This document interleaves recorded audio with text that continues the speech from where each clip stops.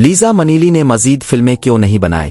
انہیں جراثیم سے پاک کوکل کے لیے بہترین اداکارہ کی نامزدگی ملی۔ اس نے کیبورے کے لیے آسکر جیتا۔ آرتھر مقبول تھے اور ناقدین کی طرف سے ان کی پذیرائی ہوئی۔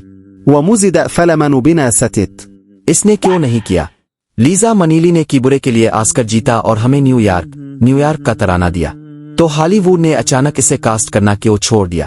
اس کے سلور اسکرین پر حاوی نہ ہونے کی وجہ ایک لائیو پرفارمر کے طور پر اس کی بے مثال طاقت، خراب وقت پر باکس آفس کی ناکامیوں کا ایک سلسلہ، اور ایک انتہائی مخصوص آن اسکرین موجودگی کا مرکب ہے جسے ہالی ووڈ نے کاسٹ کرنے کے لیے جدوجہد کی۔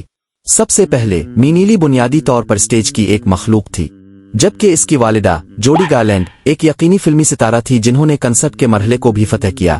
منیلی کا کیریئر بنیادی طور پر مخالف سمت میں کام کرتا تھا۔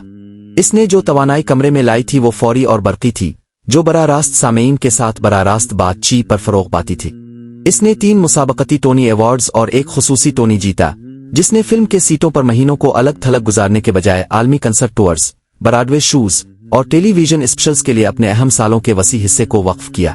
دوسرا، کیبورے کے لیے اس کی 1972 کے آسکر جیتنے کی رفتار بہت زیادہ مشہور سنیما کی غلط آگ کی وجہ سے رک گئی۔ 1970 کی دہائی کے وسط میں اس نے لکی لیڈی 1975 اور اے میٹر آف ٹائم 1976 میں اداکاری کی، جو بعد میں ان کے والد ونسنٹ منیلی نے ہدایت کی تھی۔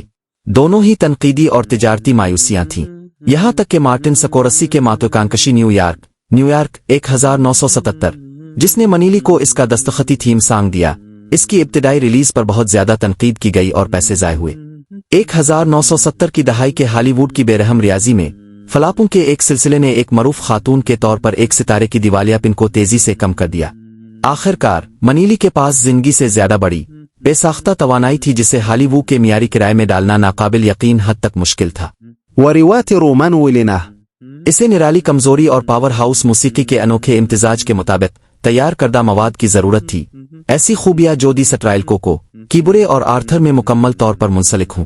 جب 1970 کی دہائی میں زبردست مووی میوزیکل کا دور لازمی طور پر ختم ہوا، تو اس کی صلاحیتوں کے لیے قدرتی سنیما کی گاڑیاں بڑی حد تک ختم ہو گئیں۔ مادے کی زیادتی اور جسمانی صحت کے مختلف مسائل کے ساتھ اس کی اچھی طرح سے دستاویزی لڑائیوں کے ساتھ مل کر فلم اس کے لیے محض ایک ثانوی ذریعہ بن گئی۔